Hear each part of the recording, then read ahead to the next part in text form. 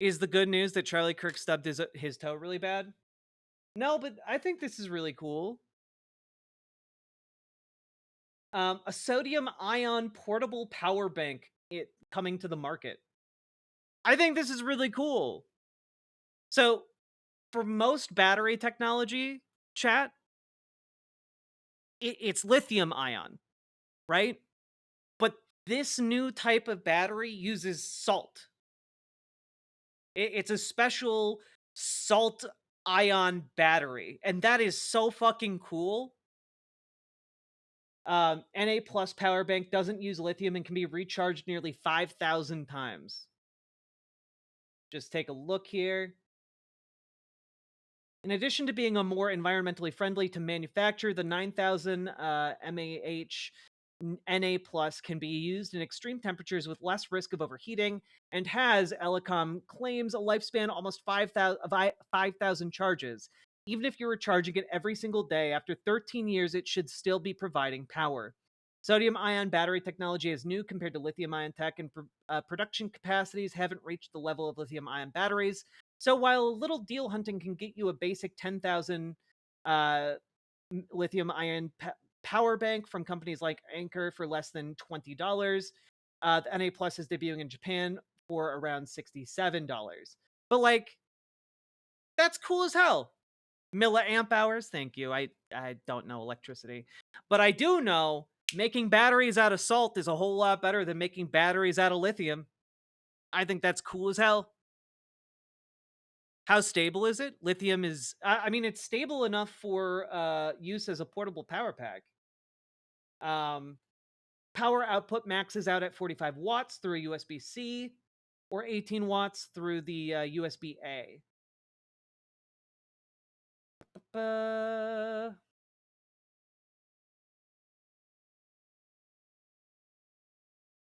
let's see. Sodium ion batteries function similar to lithium ion ones, but with sodium instead of lithium. Um, Elecom says that Na Plus can operate in temperatures ranging from around -30 to 122 degrees Fahrenheit, and is at less risk of fires caused by overheating and thermal runaway. So like that's pretty cool. That's really really cool.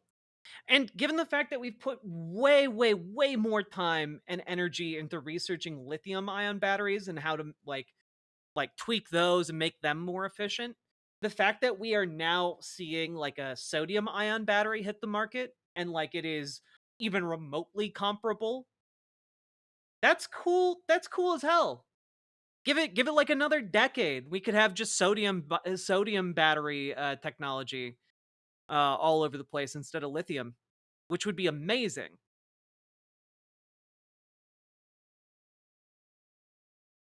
Yo, Simrank, you'll have to look that up. I have no idea how to answer that question.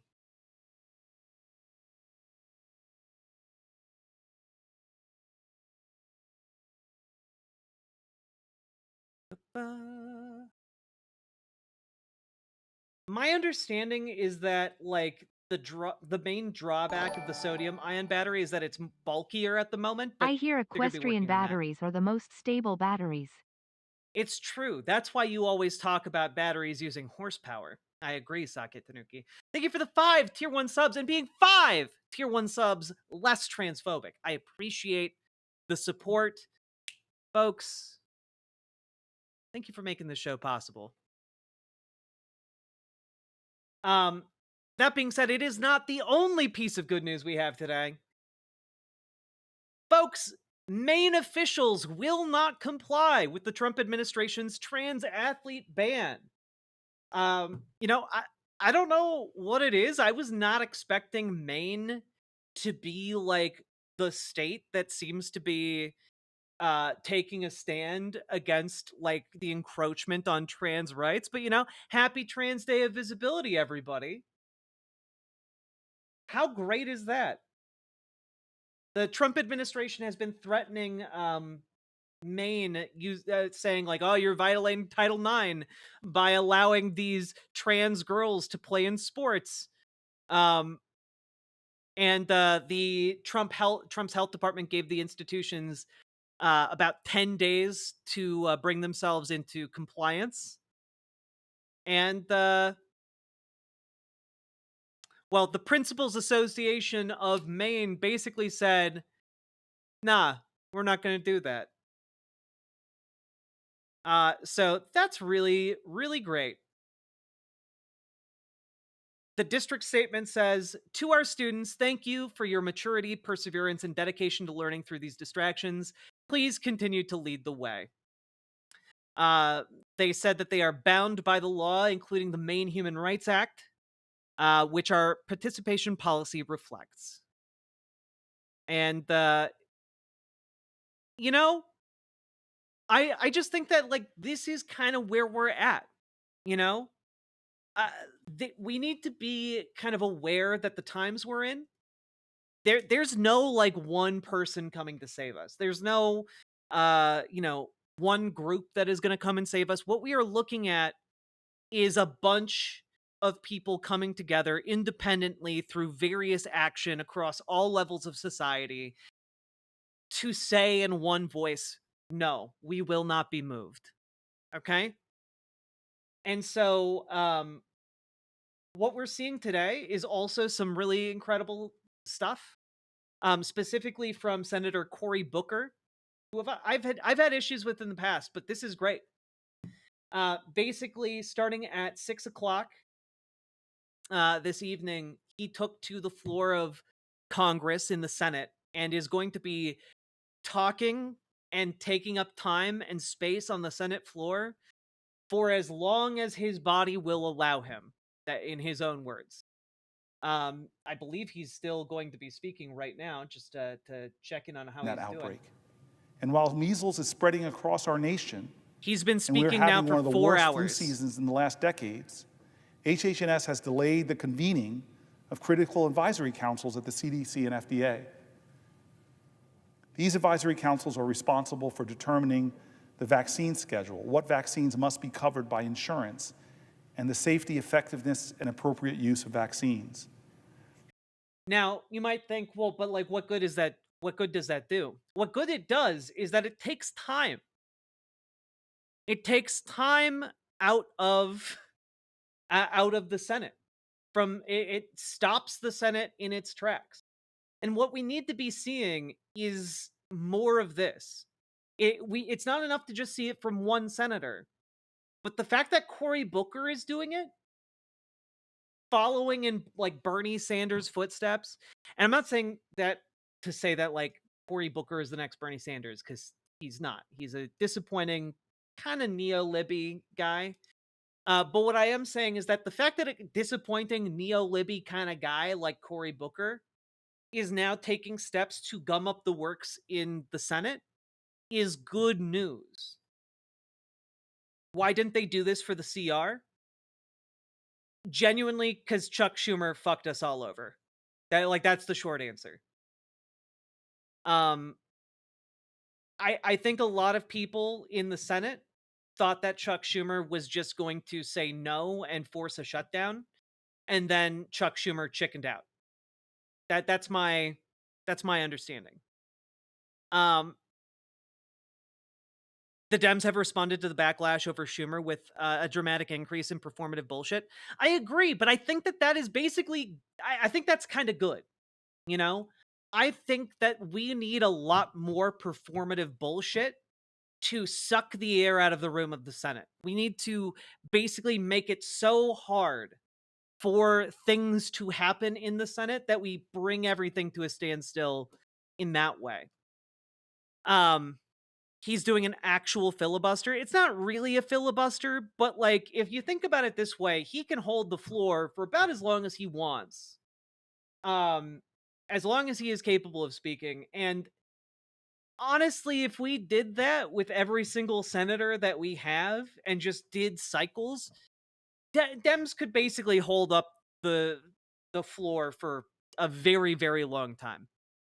And what I'd like to see is like a coalition of like, I don't know, something like 30 Democrats, you know, doing like 12-hour long shifts, hell, 8-hour long shifts to do speeches on the floor.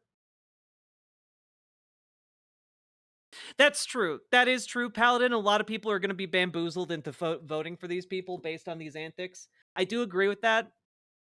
But that being said, I'm so much more concerned with getting through this fascist era because I'm genuinely scared as fuck. Like I am afraid of how things are going right now, and at the moment I will take any kind of like action. And I'm not going to forget who the fuck Cory Booker is at the end of the day, but I will take nominal steps to do anything to avert this. Um True, Forlorn only takes 24 Dems doing 1-hour shifts. True, true, true. Um, that being said, I know a lot of people are upset because of some of the executive orders that Donald Trump has been putting out, specifically around federal uh, collective bargaining rights, essentially stripping unions of recognition. And I just wanted to share this from Labor Notes.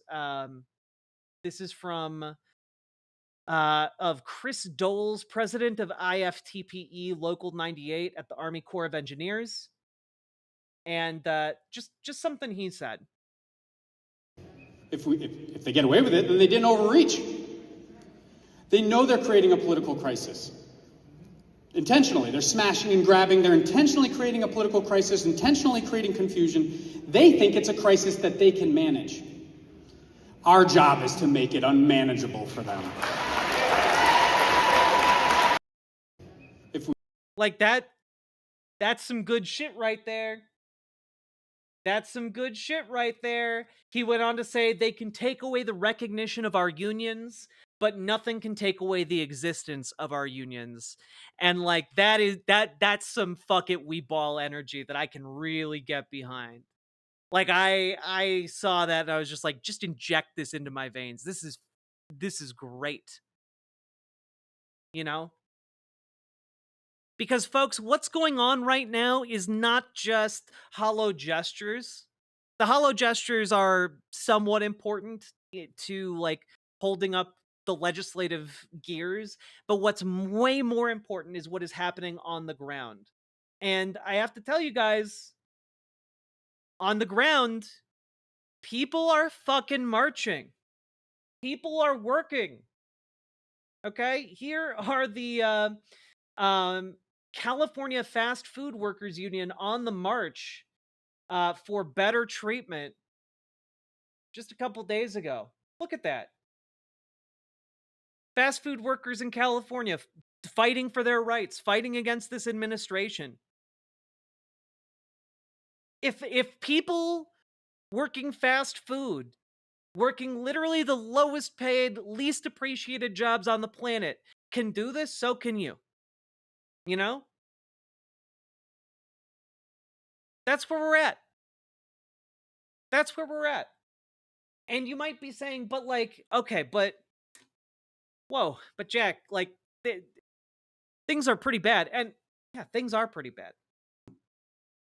But one of the things I wanted to share with you guys is specifically this article published in The Guardian by Erica Chenoweth, Jeremy Pressman, and Soha Hammam. The resistance is alive and well, and our research shows it. And Erica Chenoweth is one of the researchers I kind of turn to for how things are going. She wrote a really great essay and like research paper a while ago about the effectiveness of nonviolent organizing, and it's really great. So let's take a look at this, right? Our research shows that the street protests today are far more numerous and frequent than skeptics might suggest. Although it is true that the reconfigured People's March of 2025, held on the 18th of January, saw lower turnout than the 2017 Women's March, that date also saw the most protests in a single day for over a year. And since the 22nd of January, we've seen more than twice as many street protests than took place during the same period 8 years ago. In February 2025 alone, we have already tallied more than 2,085 protests, which included major protests in support of federal workers, LGBTQ rights, immigration rights, Palestinian self-determination, Ukraine, and demonstrations against Tesla and Donald Trump's agenda more generally. This is compared to 937 protests in the United States in February of 2017, which included major protests against the so-called Muslim ban, along with the pro-immigration and pro-choice protests. So just to be clear here, guys, we have seen more than double the amount of protests from 2017 to now. It's getting way less press coverage, but double the number of protests. That's where we're at right now in the United States. More than double. Welcome, Raiders.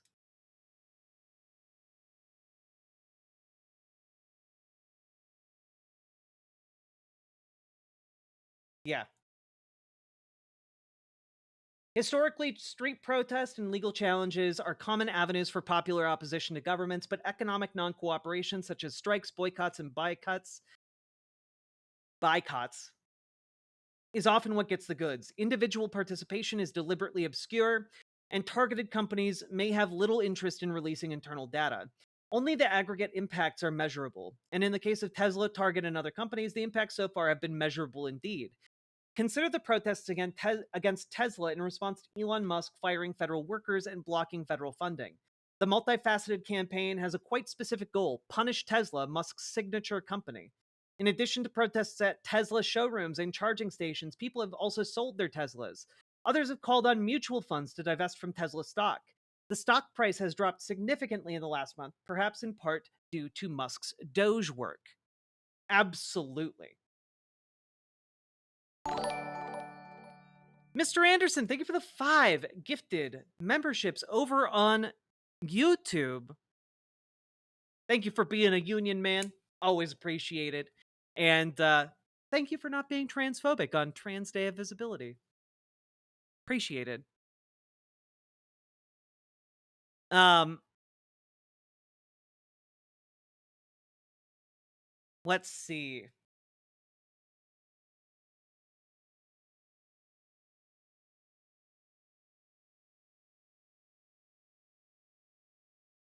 Here we go. When the Nazis invaded and occupied Denmark in the 1940s, non-cooperation was near total. No one remembered how to run the railroad. Teachers had to leave school early to tend to their gardens. Factory workers slowed down or stopped production altogether. Danes obscured the identities of their Jewish neighbors, gave them temporary haven, and secured their passage through fishing boats to neutral territory, saving thousands of lives.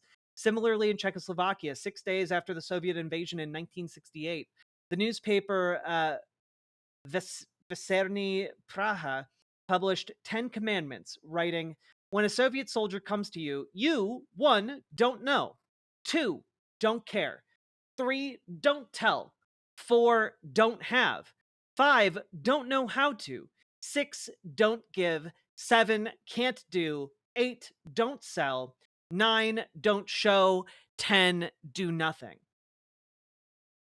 These oppositional habits of thinking and practice, nurtured over 2 decades through underground popular schools, art, literature, and outlawed news sources, ultimately paved the way for the Velvet Revolution. What's giving me hope is watching ordinary people turn out at town halls, community meetings, rallies, protests, experimenting with economic non-cooperation like consumer boycotts, and organizing their communities for rapid response and mutual aid. Countless people are speaking out about unconstitutional moves by the government and in support of those who have been personally affected by them. There is growing pressure on civic institutions to take a stand as well, so long as a critical mass of people remain willing to speak up, speak out, and organize their communities to protect one another. There's hope for an even better future in this country. And yeah. I'm gonna link the whole article here for you guys to take a look at. I think it's well worth a read, and also very apropos, especially if you're feeling a lack of hope. That's kind of where we're at. I think that how we need to reorient our thinking is directed entirely at what can you do? Not what can, like, some person in Washington, D.C. do, what can you do? That's where we're at. Okay?